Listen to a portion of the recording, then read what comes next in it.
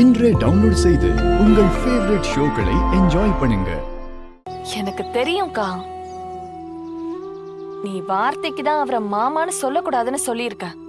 ஆனா உள்ளுக்குள்ள உனக்கு அந்த ஆசை இருக்குதானே?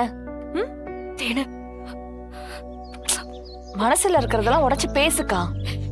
என் புத்தி யதார்த்தத்தை ஏத்துக்கிட்டாலும் மனசு ஏத்துக்க மாட்டேங்குது. நமக்கு பிடிச்ச உரிமையான ஒரு உறவை இன்னொருத்தவங்க நம்ம கண்ணு முன்னாடியே எடுத்துக்கும் போது ஒரு வலி இருக்கும்ல, அந்த வலியை நான் இப்ப அனுபவிச்சுக்கிட்டு இருக்கேன் தேனு. என்னதான் எனக்கு நானே ஆறுதல் சொல்லிக்கிட்டாலும் என் மனசு ஒத்துக்க மாட்டேங்குது. எனக்கு அவரு வேண்டாம். அவருக்கு பிடிச்ச பொண்ணையே அவர் கல்யாணம் பண்ணிக்கிட்டோன்னு நானே தான் சொன்னேன். ஆனா அவரை இன்னொரு பொண்ணோட பார்க்கும்போது மனசு கொஞ்சம் கஷ்டமா தான் இருக்கு.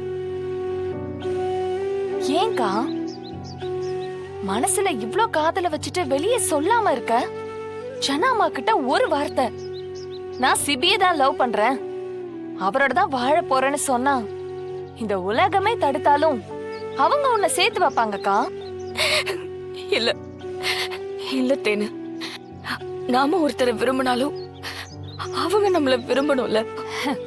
சிபி அம்மாக்கு உன் மேல லவ் இல்லைன்னு நினைக்கிறியா? இல்ல, நீ எப்படி மறைச்சிட்டு இருக்கியோ சிபி மாமாவும் அப்படிதான் மறைச்சிட்டு இருப்பாரு. அதுக்கு என்ன காரணம்லாம் எனக்கு தெரியல. ஆனா கண்டிப்பா அவர் உன்னை லவ் பண்றாருக்கா. இல்ல தேனு, அவர் என்ன விரும்பாதவராவே இருக்கட்டும். அப்பதான் என் மனசுக்கு ஆறுதலாவே இருக்க முடியும். நம்மள விரும்பாத ஒருத்தர் கூட எப்படி தமிழ் வாழ நினைக்கிறேன்னு என்ன நானே கேட்டுக்க முடியும். அந்த கேள்வி மட்டும்தான் இந்த வழியில இருந்து எனக்கு கொஞ்சமாவது மீட்டு கொடுக்கும். அவரும் விரும்பி நானும் விரும்பி சேராம போயிட்டா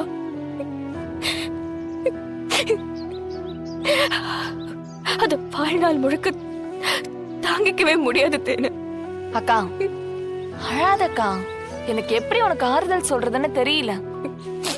இல்ல தேனு, நான் சமாதானம் ஆயிட்டேன். இத பத்தி நீ யார்கிட்டயும் பேசக்கூடாது, என்ன புரிஞ்சுதா? தமிழே, நீ சிபி இவ்வளோ லவ் பண்ணுறியா? இத்தனை நாள் இது நமக்கு தெரியாம போச்சே. இப்படிப்பட்ட தமிழை வேணான்னு சொல்லிட்டா அந்த சமயத்தை கல்யாணம் பண்ண போறான்.